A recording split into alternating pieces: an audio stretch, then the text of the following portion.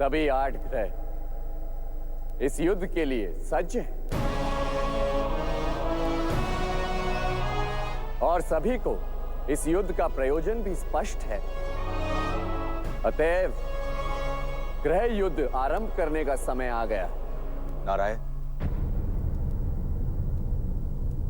ग्रहों का आवाहन तो आपने कर लिया, परंतु ये कैसे निश्चित होगा कि किसकी विजय होगी और किसकी पराजय? इस युद्ध के, इस रणभूमि के परिणाम कौन निश्चित करेगा? ज्योतिष। ये क्या है पिताश्री? ये ग्रह युद्ध की युद्ध भूमि है पुत्री।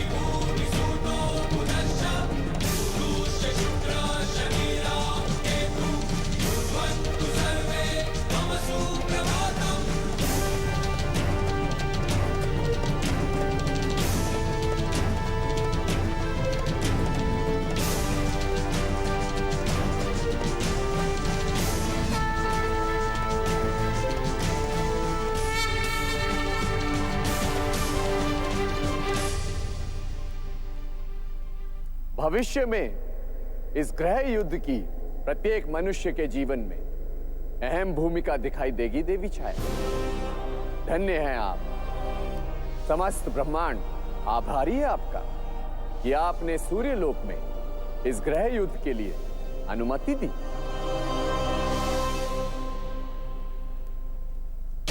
यदि 3 दिवस के अंदर सूर्यदेव लौटकर अपने देह रूप में नहीं आ पाए ना, तो मुझे भय है कि कहीं हम उन्हें सदा के लिए ना खो दें।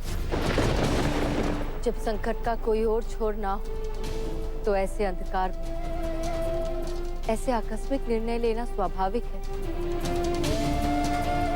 पत्नी हूं ना,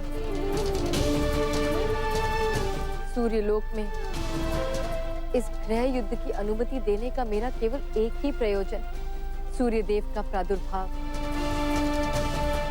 उनकी कुशलता।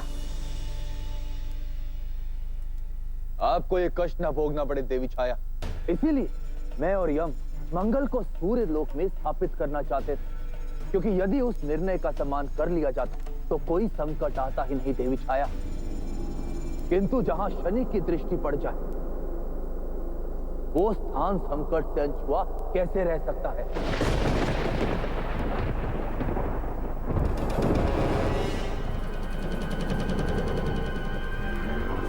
तो हमारी युद्ध भूमि ये ज्योतिष, जहां हम युद्ध लड़ेंगे। किंतु सबसे महत्वपूर्ण ये जानना है कि ये कुंडली है किसकी? देव विश्वकर्मा। ये सूर्यलोक की कुंडली।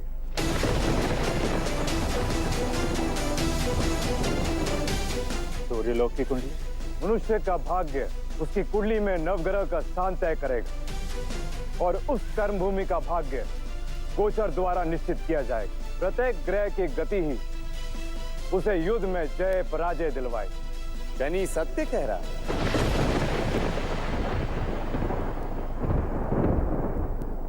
यही वो युद्ध भूमि है जिस पर आप सभी को सूर्यलोक पर आधिपत्य प्राप्त करने के लिए आपस में युद्ध करना होगा।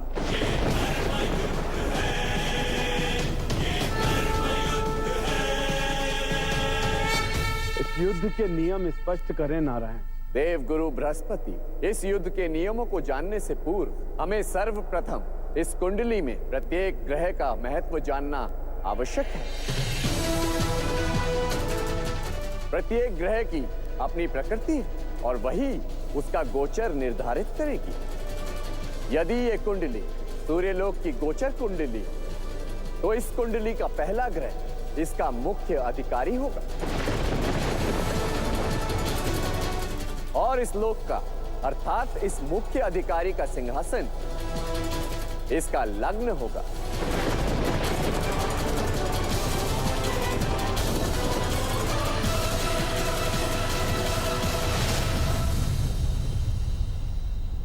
व्यक्ति के जीवन में 12 तत्व या भाव होते हैं जो उसे प्रभावित करते हैं।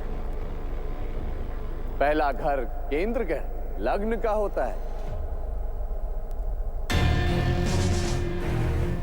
दूसरा कुटुंब यानी परिवार का, तीसरे का संबंध पराक्रम और अनुज से संबंधित है, चौथा माता, पांचवा संतान, छठा शत्रु और ऋण, सातवां जीवन साथी का और आठवां मृत्यु का, नौवां धर्म और भाग्य, 10वां घर कर्म और पिता से संबंध रखता है, 11वां लाभ से और 12वां मोक्ष से।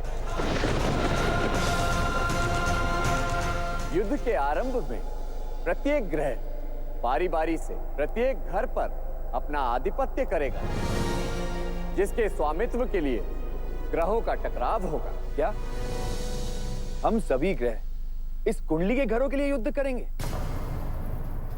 क्या ये स्थान हम ग्रहों के लिए अत्यंत सूक्ष्म नहीं? बरगद का बीज राई से भी छोटा होता है राहु, अपनी दृष्टि फैलाओ। इन घरों के आकार को देखकर भ्रमित न होना। इस गोचर की कुंडली में संसार के विभिन्न आयाम निहित हैं। प्रत्येक भाव कर्म, धर्म, अधर्म, विचार, स्वभाव, संसार, प्रत्येक तत्व, प्रत्येक संरचना किसी न किसी घर को संबोधित करती है। तुम जिस भी घर में स्थापित होकर युद्ध करोगे, तुम्हें उसी घर के उन भावों से, उसकी प्रकृति से, उसकी शक्ति से लड़ना होगा।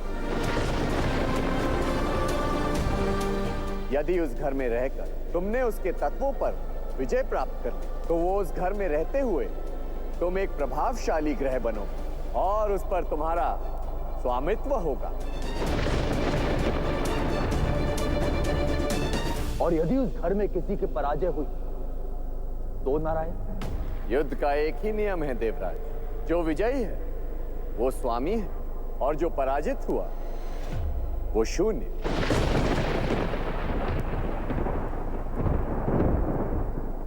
इस युद्ध में जैसे ही कोई ग्रह किसी घर में पराजित होता है, तो उसे युद्ध भूमि से निष्कासित कर दिया जाएगा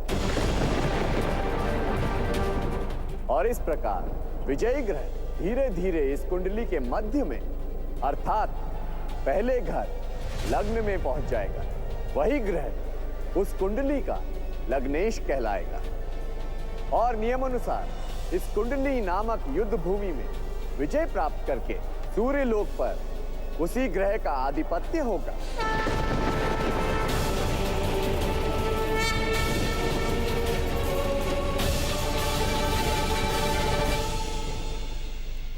किंतु नारायण, हमें कैसे ज्ञात होगा कि कौन सा ग्रह विजयी हुआ और किसकी पराजय हुई? वो इस रंग भूमि के सूत्रधार देव विश्वकर्मा निश्चित करेंगे।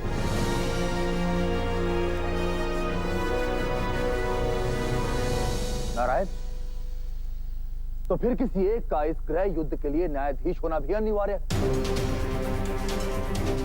और देवराज होने के नाते ये अधिकार मुझे प्राप्त होना चाहिए। नारायण नहीं देवराज, ये युद्ध धर्म और अधर्म के मध्य और धर्म का आकलन यहाँ केवल एक ही व्यक्ति के वश में है।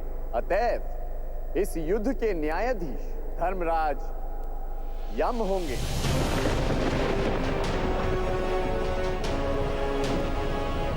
तो फिर प्रतीक्षा किस बात की? इस युद्ध के सारे नियम स्पष्ट और प्रत्येक ग्रह का इस कुंडली नामक युद्ध भूमि में महत्व भी।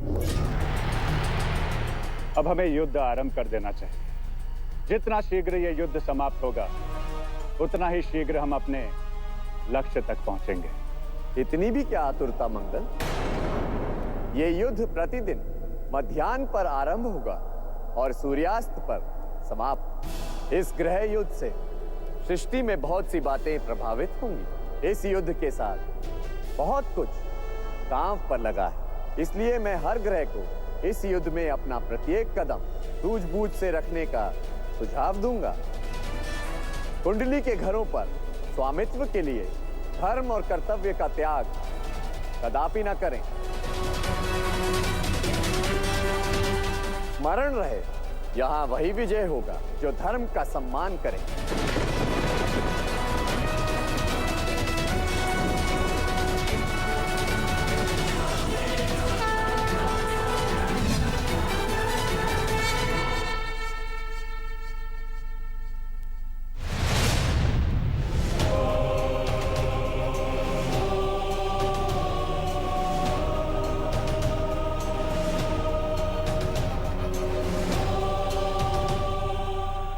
आप निश्चिंत रहे माता, मुझे विश्वास है इस गृह युद्ध के पश्चात सब कुशल हो जाएगा। जो जिस स्थान के योग्य है उसे वो अवश्य प्राप्त होगा। स्वयं महादेव साक्षी है, ये अनिष्ट केवल इस शनि की दृष्टि का परिणाम है।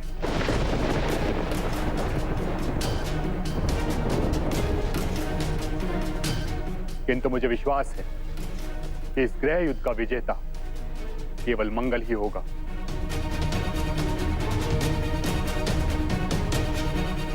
जो पिताश्री को सुरक्षित अपने देह रूप में लौटा लाएगा।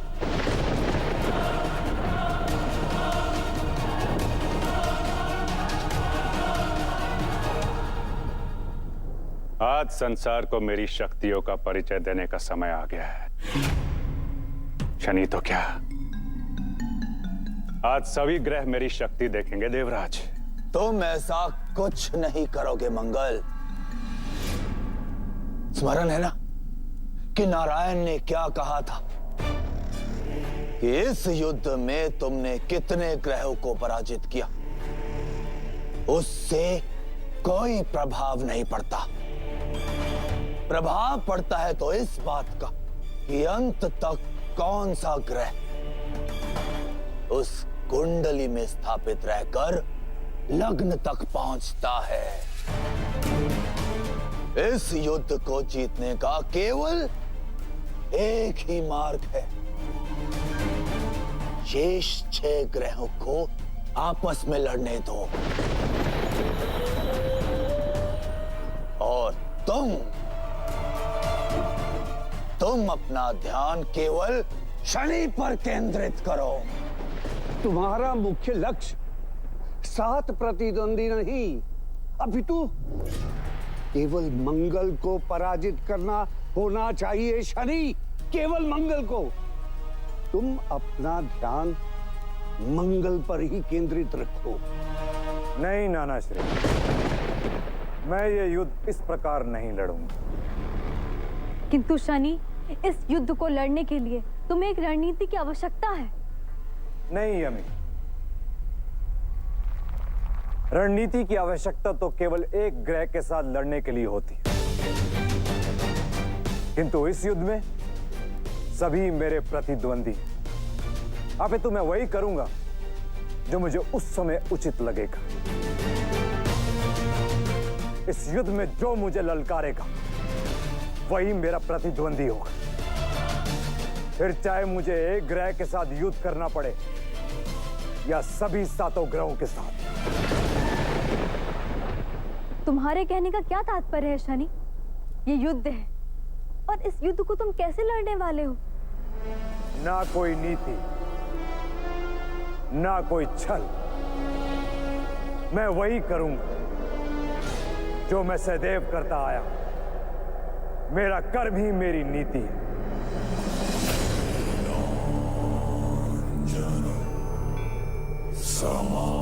समाभासं रविपुत्रं यमाग्रजम्।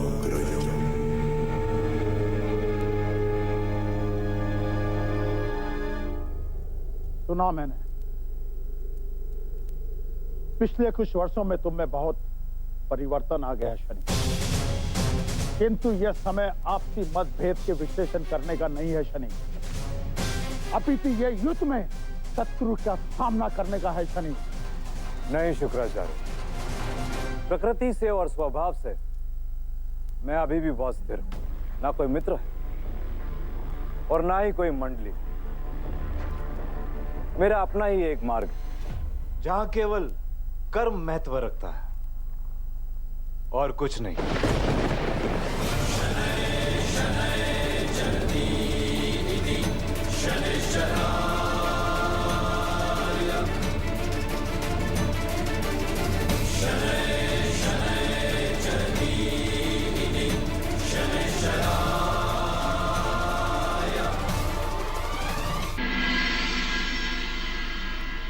शनि कहाँ है? कहीं युद्ध के विषय में उसने अपना मन तो नहीं बदल लिया? जो अपने निर्णय पर स्थिर ना रहे वो शनि क्या, वो शनि क्या।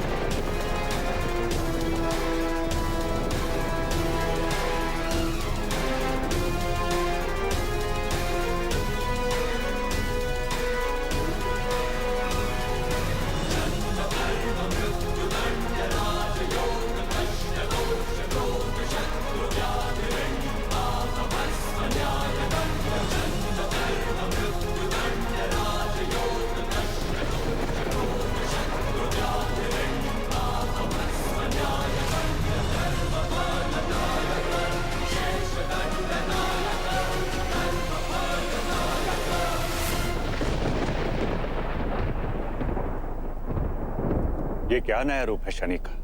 ये शनि का सबसे भयंकर और विरक्त रूप है मंगल। तुम्हें सावधान रहना होगा।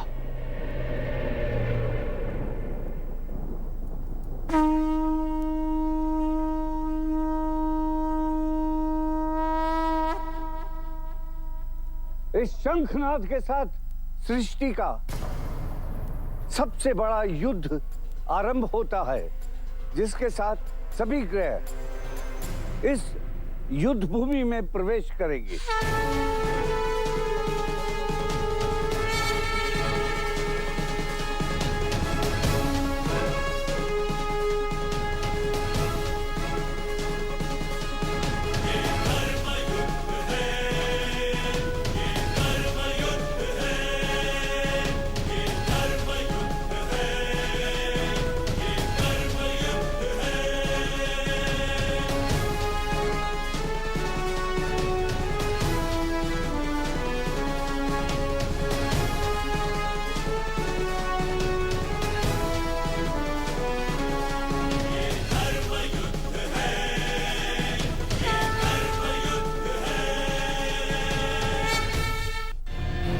प्रवेश से पहले मैं सावधान कर देना चाहता हूं, इस युद्ध भूमि में कोई प्रतिद्वंदी किसी दूसरे की शक्ति या प्रहार से प्रतिरक्षित नहीं होगा। उसे वो प्रहार सहना होगा और अपने प्रतिस्वंदी के ऊपर विजय प्राप्त करनी होगी, क्योंकि सूर्य लोक के स्थान देवता बनने का स्वप्न देखने वाले को सूर्य की भांति पीड़ा सहन करने का अभ्यास भी होना चाहिए।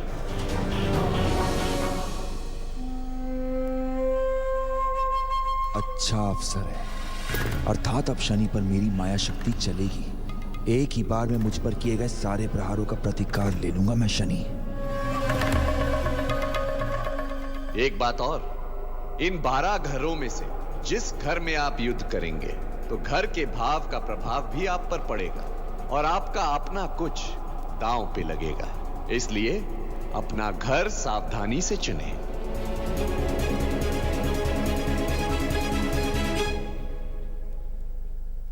युद्ध भूमि के नियम अनुसार सारे ग्रह इस कुंडली में अपना अपना घर चुने।